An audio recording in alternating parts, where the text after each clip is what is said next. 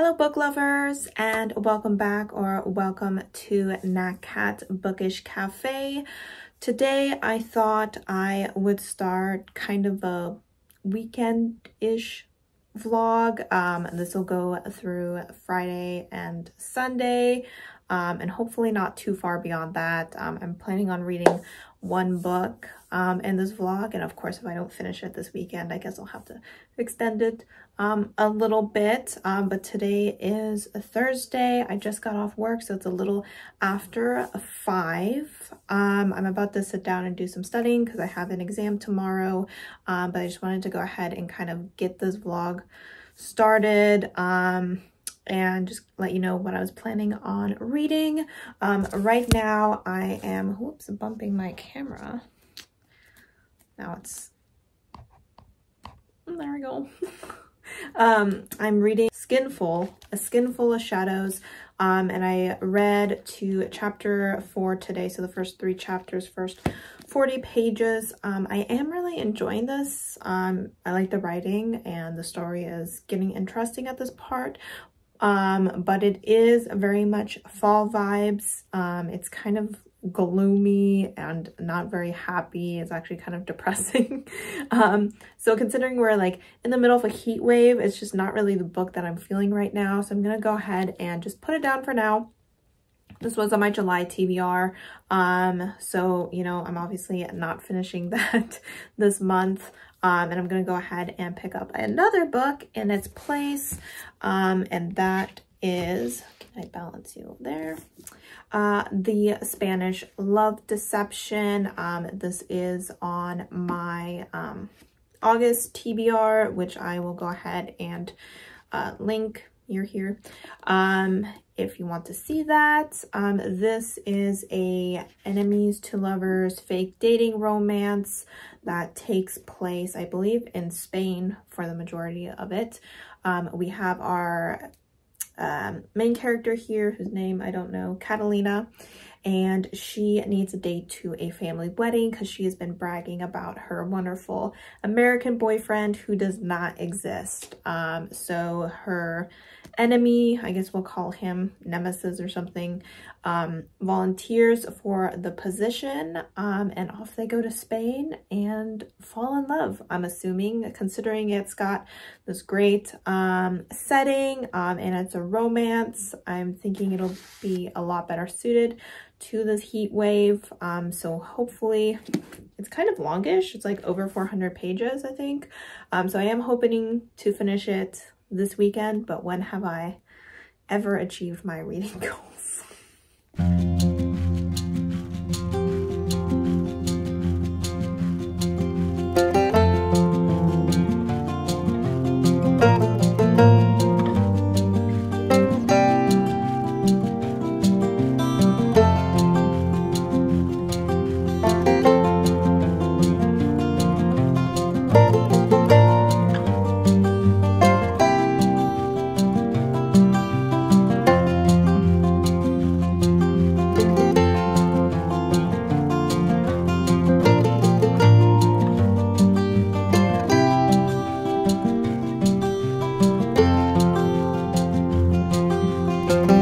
Good morning.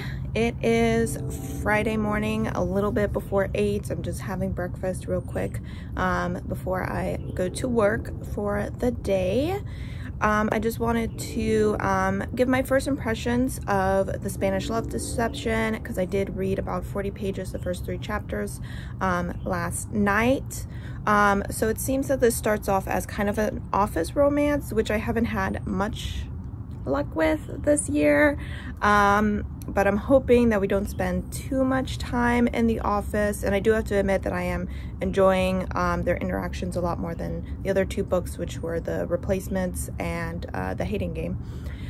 So pretty much these 2 work at a engineering consulting firm, I believe it is, which is great to see our female character working in that line of work, of course, because it's a little less common, which is brought up in the book as well, which is going to be addressed in the book, which I'm really glad about. There is a very frustrating scene at the start of this book that honestly put me like in a really bad mood. But hopefully that'll be addressed and everything will work out. The two seem to have gotten off on the wrong foot. Something happened, we don't know what, you know, probably some form of miscommunication as usual. And they are just not fans of each other, and they're constantly going at each other, things like that.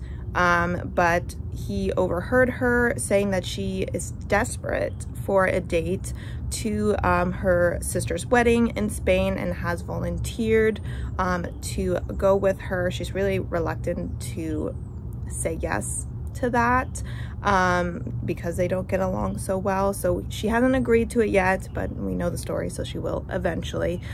So we're still kind of at the phase where she's, you know, trying to find someone else to go along with her. And so, oh, I have sunscreen in my mouth. But so far I am enjoying it. The writing is decent, you know, it'll work for this book.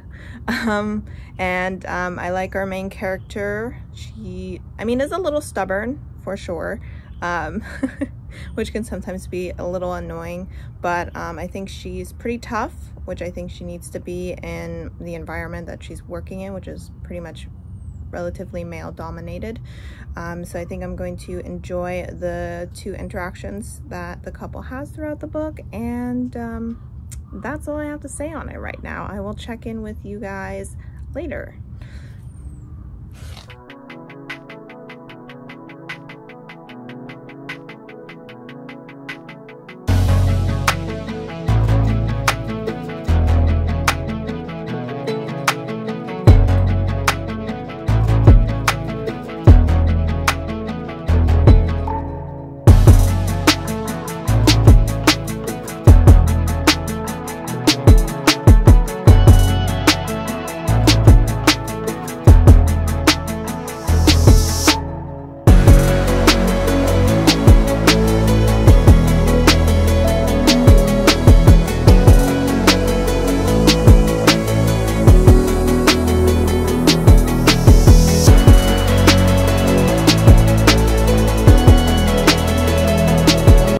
So quick check-in for the Spanish Love Deception. I am 75 pages in. I'm just finishing up my lunch break, so I thought I'd just pop in and let you know how I'm feeling about it right now. And honestly, it's a little lukewarm, unlike the weather outside, which is boiling hot. We're still at the office, and I mean, this book is over 400 pages, so I guess I shouldn't be like upset that it's having such a slow start. But I really did not expect an office setting in this story, so it's a little disappointing, and I'm kind of waiting for us to get out of that setting and head to Spain, which is where I thought this was gonna take place. So meh. On that, I'm not loving our main character. She's doing that thing that I always find incredibly frustrating about especially contemporary enemies to lovers, where they hold on to their hate so hard. It's like they are doing everything in their power to deny that they may actually not hate this person, and then they keep doing that until the moment they're just like, oh, I'm in love with them. And I'm like, so you just go 0 to 60? You just go from, you know, desperately hating them to being in love with them? I mean, you can hate someone and then realize, oh, I don't hate them, you know, things aren't as bad as I initially thought, so I'm gonna give them a chance, and then I'm going to fall in love with them. But it's just, you know, they do that thing where they're like, oh, he's so close to me, and I have this weird feeling. What could it be? Because, you know, it couldn't be positive feelings because I hate them so much. And you're like, you know, you're a grown adult. You should understand your own body and your own emotions. So it's a little frustrating for 75 pages of her being in complete denial that she doesn't completely hate him. But I mean, what can you do? That's just the way it works in these romances. Yeah, so I have a feeling that I will hopefully start enjoying it more once we actually get out of the office setting, once they start communicating more, and our character, you know, gets her head out of her butt and realizes that, you know, there's probably some sort of miscommunication. But anyway, yeah, it's kind of sitting at a 2.5 right now, but we're only 75 pages in, and it can definitely go up, maybe. I just want to jump on real quick and say what I think annoys me about the character is her stubbornness, as I might have already mentioned. I'm not really sure. I was ranting earlier, so I don't know if I said anything coherently. I really don't know. It was hot outside, and I was rushing because I had to get back to work. But you know, there's nothing wrong with being stubborn in certain situations, you know, holding on to your beliefs, or, you know, achieving your goals even though other people are working against you, all those kinds of things. Yes, but knowing that you're wrong and refusing to let go of these beliefs that you've been holding just out of, I don't know, spite, I don't know why she's doing it, is really immature. So I think that's the problem, is that I don't know how old this character is. I have to be totally honest. I'm assuming late 20s probably. But she does have very immature behavior. And I think sometimes she's like, oh, why does this guy treat me like, you know, not with like the full respect, or, you know, treats me kind of like I'm not as professional, or, you know, that I'm, you know, a bit childish. And her friend was like, because you kind of are, you know, sorry girl, but you know, you kind of are. It's just, you know, the way you are. And maybe in this setting, this professional setting in consulting, where you're, you know, trying to, you know, have other people believe that you are able to provide them with what they need, you need to be a little bit more of an adult. And then as far as the love interest, I really have nothing to say on him. So far in the first 75 pages, he has been a topic of discussion, but he's not really otherwise somehow not relevant to the story, despite the fact that he's a big part of the story. I don't know if that makes sense. Like, he's just kind of there. Like, if you were in a room and there was a statue, he's the statue. Like, he's there, you see it, you know, it's an attractive statue, but does it really matter that it's there? Not really. So, yeah. Hey guys, I am just getting off work and I'm getting ready to go to the gym because I haven't gone for a while and I have a feeling I won't have time to go this weekend. But I thought, even though I'm just talking about the Spanish love deception really on this vlog, that I'd just let you know what audiobook I'm listening to, which is Riley Sager's Lock Every Door, I think is what it's called. And I'm really actually enjoying that quite a bit. I've only read one other Riley Sager book, which was Home Before Dark. And for the most part, I did enjoy that, but I didn't like the ending. If you read it, then you would kind of know that that ending wasn't quite what we were hoping for, I guess, depending on what you were hoping for. But this book I am also enjoying quite a bit at this time. I feel like it doesn't really have paranormal aspects to it. I'm not really sure if it's supposed to. I feel like it is, because I feel like the covers of Home Before Dark and Lock Every Door are kind of like that neon, you know, focusing on one room in a house or apartment kind of vibe. But I'm not really getting the paranormal vibes from the story, which for me personally is completely fine. It's still, you know, kind of intense and kind of creeping me out, kind of like, okay, what's going on? What's the situation? I really want to, you know, what's behind everything that is happening. So I'm definitely really invested in the story. I'm about 36% through, I think it was. So far, really enjoying it. Our character is like, what do people usually say? Is like, you know, one of those white people that are like, oh, haunted house, you know, no problem. I'm totally gonna live here with no problem. Nothing's gonna happen at all, even though weird things are happening. You know, that's definitely the vibe of this story, but it's still, you know, a lot of fun.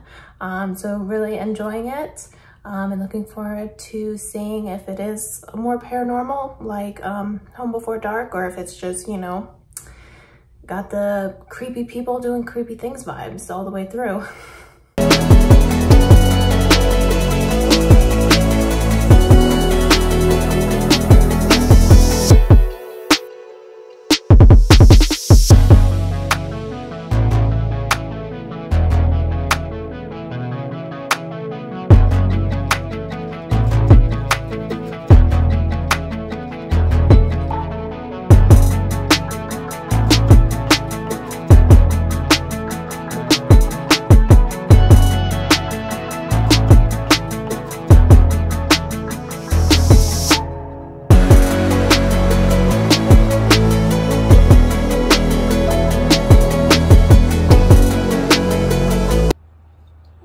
Hey, it's hot outside.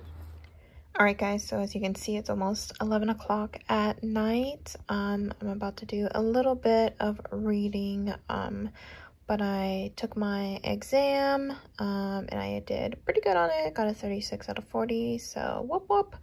But I was also realizing that the, what is it called? The autumn equinox for the magical Aurelium was occurring. So I went ahead and watched that video, and then kind of put together this chart of prompts that I would need to fulfill for my Beastmaster and Necromancer class, which, yes, I know, I'm not even done with the spring equinox classes yet. But we're honestly just doing this for the prompts, so it's okay if it's a little bit out of order. But as you can see here, I put some of the books that I'm planning on reading. The ones at the top row I'm going to be reading this month. So Blue Lily, it's for the first animal studies prompt of a book with a familiar of an animal, our companion. Then I'll be reading or listening to the audiobook of Warcross for restoration, object restoration, a single object on the cover or the focus of the cover, which was like really hard for me to find. I guess I don't have a lot of books on my TBR that have just one object on them, but I went ahead and chose this book because it just has like a block on the cover. And then Into This River I Drowned. For a color generator, I got Azure, I might be saying that wrong, but it's like a bluish color. And then for demonology, read a fantasy, and I'll be doing Radiance, which is a fantasy romance. I technically could fulfill the second prompt for Conjuration Tales, the Bones Tell Bone on the cover, because A Strange Hymn, which is the second book to what's it called, The Bargainer, Rhapsodic, the series is called The Bargainer, does have an antler on it. But because I can't fulfill this first prompt here, book with necromancy themes, I am not able to do that. I don't know if I have a book on my TBR other than like Gideon the Ninth, which I'm not really wanting to get into right now because I don't want to start another series, especially because I'm starting Warcross, which I think is technically starting another series. I have Heaven's Official Blessing, and I'm trying to think if that has necromancy themes. I definitely know how it has like angry spirits and ghosts in it, so I might just use it even though it's kind of a stretch, but I think it's the only one on my actual shelves that I could apply to it. but I can also look around and see if I can find an audiobook with those themes. If you happen to know any books other than Gideon the Ninth that have themes of like necromancy, go ahead and put them down below. I'd appreciate it, just so I can get some more ideas. For the rest of them, as you can see, next month I'll of course be reading The Raven King and finishing off the Raven cycle. So I'm putting that under Familiars with Ravens on the cover. So I'm definitely not going to be finishing this in August, but if I'm lucky, I will hopefully finish it in September. All right, so I'm going to go ahead and sit down and do a little reading. Mr. Bowtie is here with me, and I will talk to you guys tomorrow. About to paint my nails, mostly because I want an excuse to keep listening to Lock Every Door. I look super shiny, oh my gosh. By Riley Sager. I think I'm at like the 70-something% mark, and it's getting really intense, really good, really addictive, having a really great time with the story. So I'm gonna keep on listening to that while I paint my nails pink to kind of match my flowers.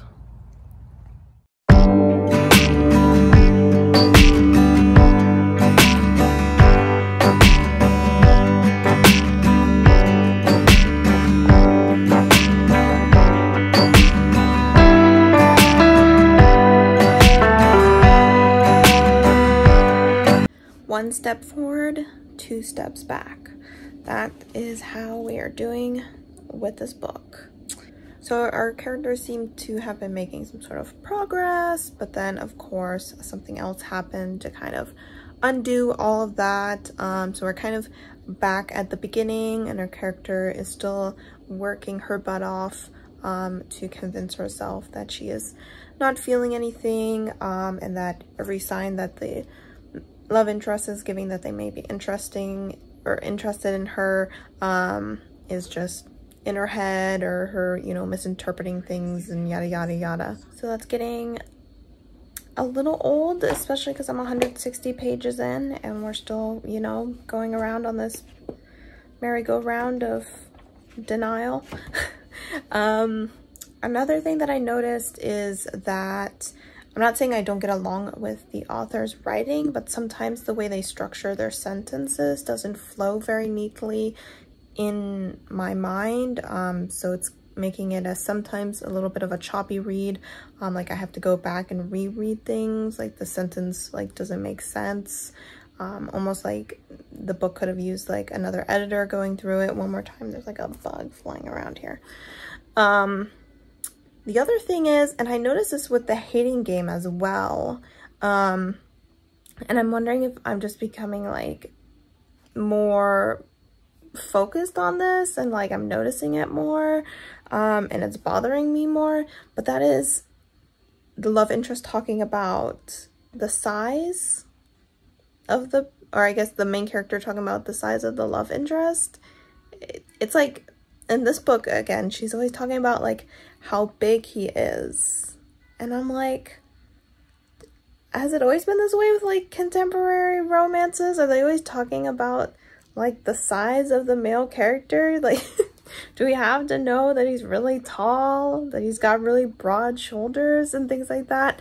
And it's just coming up a lot in this book. She luckily isn't talking too much about how small she is, like what's happening in the Hating Game, even though she is apparently, you know, under 5'5". But, you know, still, it's something that I've been picking up on a lot. And so, like, every time it's mentioned, I had to, like, kind of roll my eyes a little bit. But, I mean, I'm really hoping... I mean, it doesn't really seem like we are on track to be going to Spain anytime soon. So, I have to admit, that's really disappointing for me. I guess I just didn't quite know what to expect going into this book, or I had the wrong expectations going into this book, and that's definitely working against it at this time. But I am starting to like the love interest a little bit more than I did the last time I checked in with you, even though I can't say that I love our main character much more just because she's being really frustrating right now. But hopefully things turn around and I enjoy the next 300 or so pages that I have left. And I also wanted to mention that I ended up finishing, what's it called?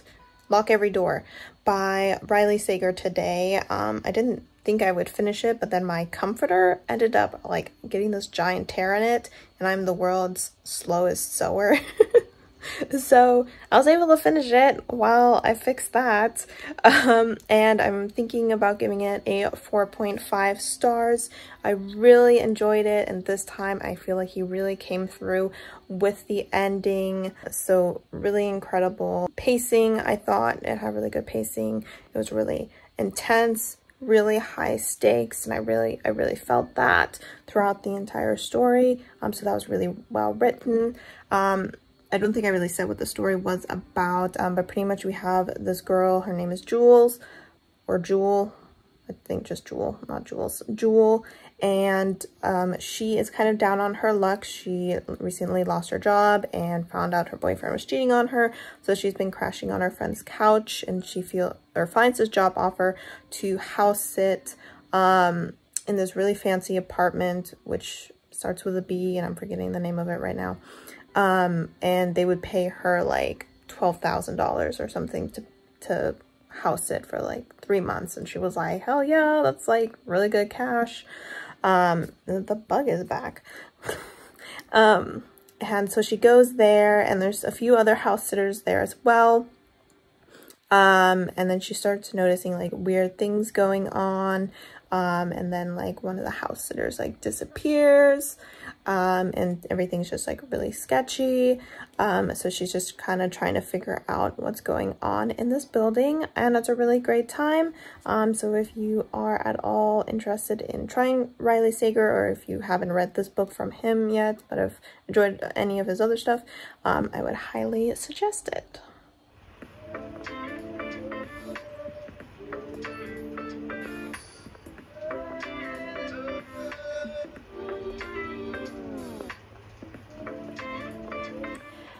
Alright guys, it is Sunday night, so I am less than 50% through this book that I was hoping to finish this weekend.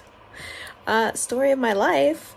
The good news is it seems that they are finally going to be heading to Spain here on almost page 200. So if you're hoping for a story that's set in Spain, maybe don't pick this one up. Anyway, I just wanted to let you know that I probably will just check in with you once I actually finish that, or this book, whenever that happens. So it'll probably be sometime later in the week. I just had a lot of stuff to do today. You know, you have those days where you just do stuff, you know. Anyway, I will let you know my final thoughts whenever I finish this book. Hey guys, so it is Monday night, and instead of reading, I am making my TBR for the spring equinox, for the Aurelia Magical Readathon. So I completely blanked on this, so I didn't, you know, take it into account when creating my July TBR, I mean my August TBR. So I'm giving myself 2 months to complete this, instead of, I think that it only goes on for 1 month. But you know, this entire time I've just been kind of cruising at my own pace, so that's totally fine with me. So I try to put in some books that I'm reading this month, and then there's some books that I'll of course try to get on to my TBR next month in September. You can kind of see that this one doesn't have anything for Incantation Echo. Choose a book from someone else's TBR. I'll go ahead and choose a book from someone's September TBR once those start dropping. But just to go through the books that I will be reading, we have for Elemental Studies, I need to do one of those, and I need to do the Element of Water. So I need to start a book with a drink. So the Electric Air is, I think, one of the next books that I will be picking up that isn't already here on this list. So I went ahead and just put that one. Of course, if I get to another book before that that isn't already taking up another prompt, I will just use that one instead. It's pretty easy. I just have to, I guess, drink some water or something while I start the book. Then I need to be, I believe the word is distinguished, for animal studies. And so for the first one, a book with a familiar and animal companion, I'm choosing Blue Lily, Lily Blue, since Ronan has his little raven chainsaw that he keeps with him. And then next we have Familiar Raven, Raven on the cover, or the word Raven in the title, and I'll be finishing off the Raven Cycle series by reading the Raven King, which obviously has the word Raven in it. And lastly, Familiar Hare, a rabbit on the cover of the title. Now, if you look at this book, The Dumb House, on Goodreads, it doesn't have a rabbit on it, but the copy that I own, as you can see, I'm holding it upside down, does have a rabbit on it, and it's really short. So I'm going to try and get this on my TBR in September. I'm not reading it, you know, in August or anything, but there's that. Then for Alchemy, Ordinary, I just have to do Ordinary, or I think it's Ordinary. Anyway, Basics of Poison, books on someone's worst list that you may like. So for this, I was looking at Booked and Busy, and she was talking about the Spanish love deception, and I was like, hey, I'm reading that right now, and I'm still hopeful that I will like it, even though I'm not 100% enjoying it. But I went ahead and added that to my TBR.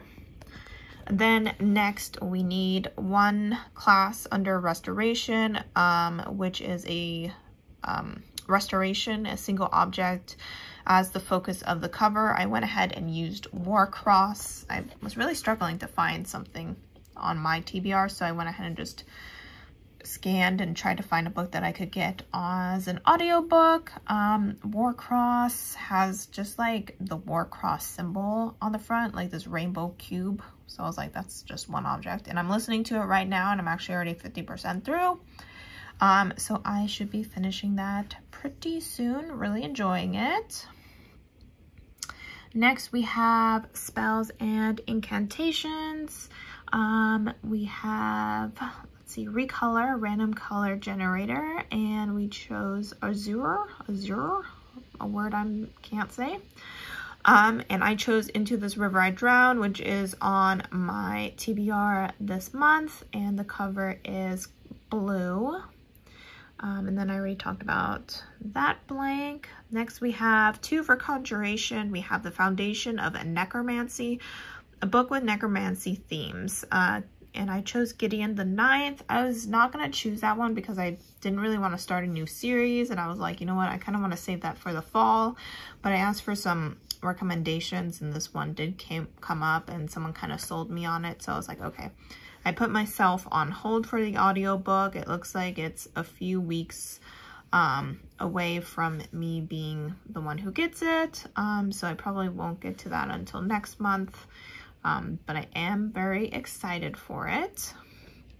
Next we have Tales, The Bones Tell. That was kind of like a southern drawl there or something. Tales, The Bones Tell. Bones on the cover or in the title, and I chose The Bones Beneath My Skin, which is also by TJ Klune. So I'm trying to, I guess, read a bunch of TJ Klune. And then for the last one, Demonology, Imp Wrangling, Read a Fantasy, and I'm putting Radiance on there, which is one of the books on this month's TBR. All right, guys. I hear you, Bowtie. Yep, I'm here. Hello, baby. Stop yelling at me. I'm trying to film. Sorry if you can hear him. Yeah, so pretty much these are the books that I'm going to try and get to go ahead and complete my spring equinox. And now I'm actually going to start reading instead of just planning my reading. Hey guys. So it is after work on Tuesday, and I'm still not done with a book, but we are getting there. But I got a package, so I figured I would open it here. I ordered 2 books. Oh, I just remember what the second one was. I was like, I couldn't even remember what I ordered. So let's see. Ooh, that's satisfying. All right. Ah, it's bent. Woe is me. All right, so the first one is How to Be a Movie Star by TJ Klune. I finally bought it. I think in my series, where I went over all the series that I'm currently in the middle of, I mentioned how I have read How to Be a Normal Person. And because I've never bought this book, I've never gotten around to reading it. So now it is officially on my shelf, a little damaged, unfortunately, but it is there, which means I will try and read it sometime this year. Let's see what it says, because I don't remember what this one's about. So Josiah Erickson wants to be a movie star.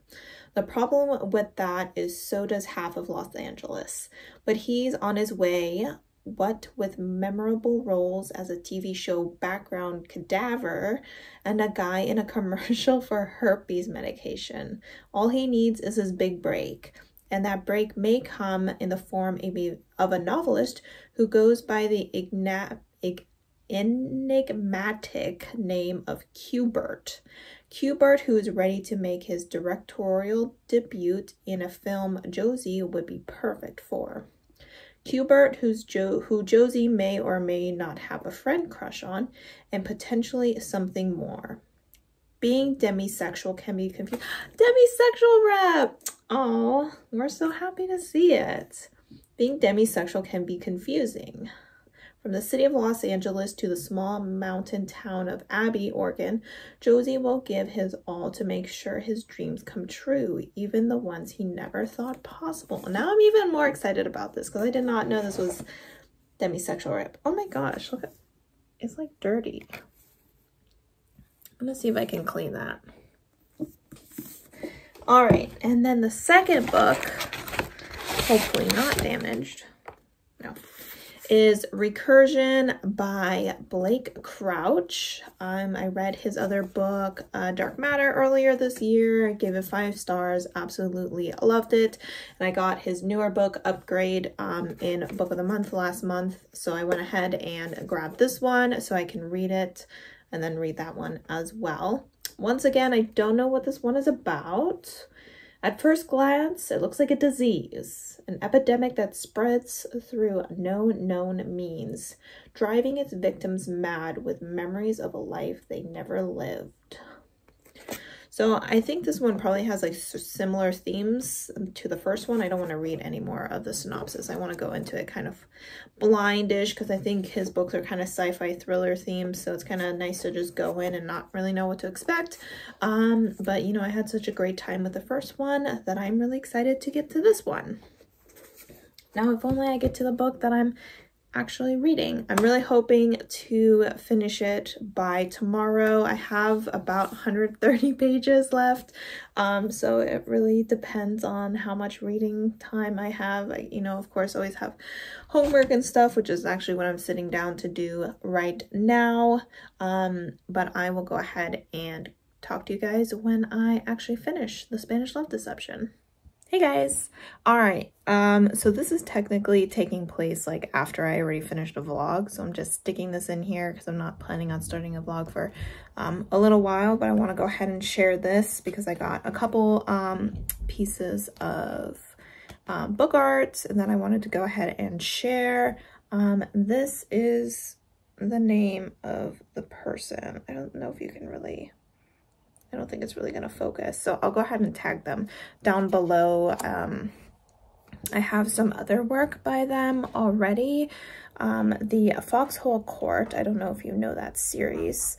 Let me just grab them here because I got alternative covers for them. And they are by this by this artist. So I follow them on Instagram because I'm a fan of their work.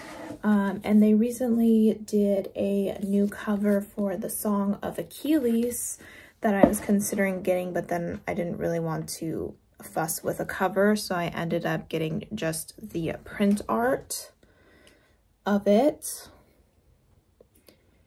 So there's that. So you, I believe, can probably still get the book covers, or you can always see if they drop it again. And then because I'm a big fan of TJ Klune's Green Creek series, I went ahead and got this of all the characters. Ooh, shiny.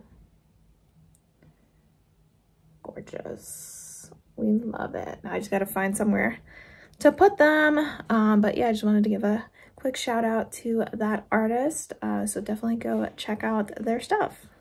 All right, guys, good news. I am sick in bed, which is not good news, but it does mean that I spent the last, I don't know, oh gosh, like two hours reading and finishing this book.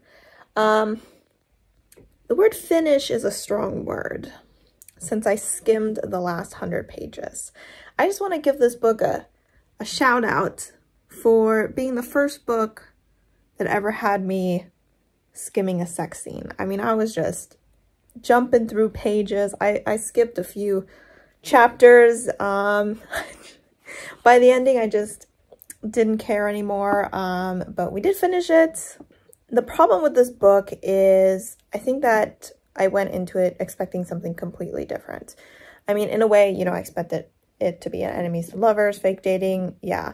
But I thought that it would take place in Spain for the majority of it, but you know, the first like 200 if not more pages are set at an office, and then the ending is set in New York as well, so you only have like a few chapters where they're actually in Spain, and by the time they get there, I was already kind of like logged out, you know. I was just kind of like disinterested in the story, and the story was also really repetitive. The character spent the majority, probably almost the first 350 pages of this 430 page book completely in denial about her feelings, or even his feelings towards her. So it was very repetitive, where every time something semi-romantic happened, she would completely talk herself out of it having been a romantic moment, and that just got, you know, a little exhausting, a little bit annoying to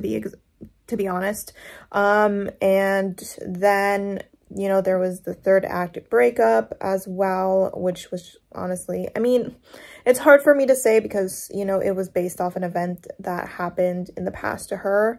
But I really felt like she just overreacted a little bit, and didn't talk anything through, and didn't even wait around to see other people's reactions, and completely just based her reaction off one person who is a total douchebag.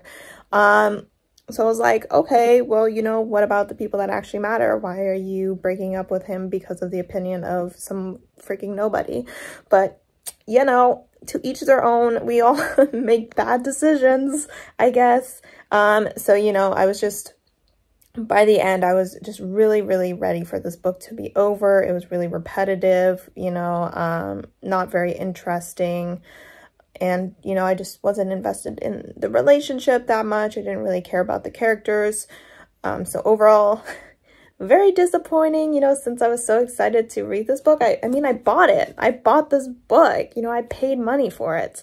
And it just did not live up to my expectations whatsoever. I'm giving this 2 stars, which I guess is being rather nice considering this was almost a DNF. This does fulfill one of my TBR game prompts, which was hyped book, but it also fulfills the prompt for the spring equinox of a book off of someone's worst book of the year list. And I took this off of Booked and Busy's 2021 worst book list. So I guess it's both hyped and hated by some, and unfortunately I fall under the hated category. All right, guys, so it is Wednesday. It's almost 1:30, so I'm gonna go ahead and probably do a little bit of video editing and just relax the rest of the day and try and not be sick anymore. But this is the end of this vlog. I so far haven't had much luck with vlogging. I feel like every time I vlog books, I just don't enjoy them that much. So I will probably wait until I'm a little bit more out of this reading slump before I try vlogging again. But thanks for sticking around till the end. And I hope to, of course, see you guys in my next video. Bye!